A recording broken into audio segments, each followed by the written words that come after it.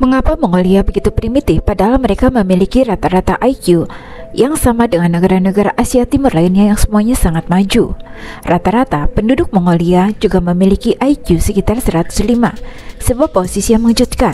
Negara itu tidak kaya seperti Austria dan Swiss. Bangsa Mongol banyak akal dan cepat dalam belajar, yang umumnya disebabkan oleh asal-usul mereka yang nomaden.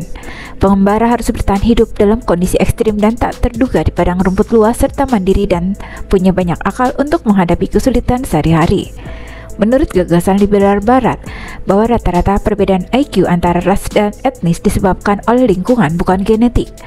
IQ tinggi di Asia Timur dijelaskan oleh alasan budaya, namun tingginya IQ orang Mongolia tidak bisa dijelaskan dengan alasan budaya, karena prajurit nomaden Mongolia sangat anti cerdas dan juga orang Mongolia tidak rajin belajar. Meskipun begitu, rata-rata IQ dan rata-rata tingkat pendidikan orang Mongolia cukup tinggi. Mereka yang belajar di Amerika mengatakan bahwa matematika di sana sangat mudah.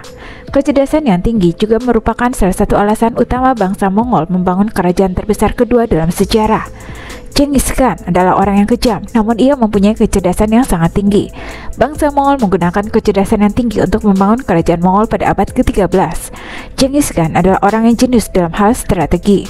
Alasan mengapa PDB per kapita Mongolia rendah adalah karena rendahnya tingkat industrialisasi, rendahnya tingkat urbanisasi, dan meluasnya alkoholisme, namun bukan IQ yang rendah. Selain itu, Mongolia hampir 100% melek huruf. Tidak seperti kebanyakan masyarakat nomaden, bangsa Mongol sudah memiliki sistem penulisan sendiri pada abad ke-11. Hal ini membuktikan bahwa IQ yang tinggi saja tidak cukup untuk negara industri maju.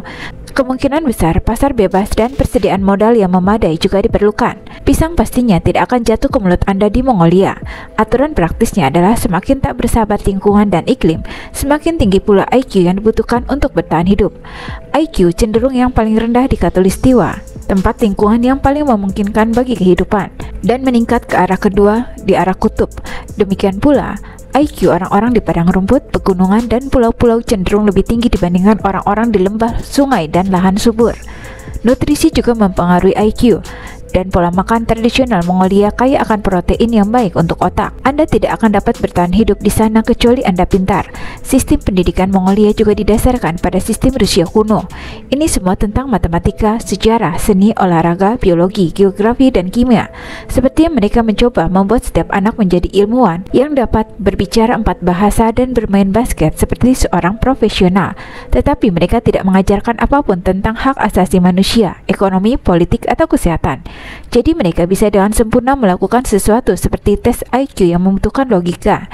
Namun jika Anda bertanya seperti bagaimana cara melindungi diri dari kehamilan yang tak diinginkan, mungkin tidak ada yang bisa menjawab.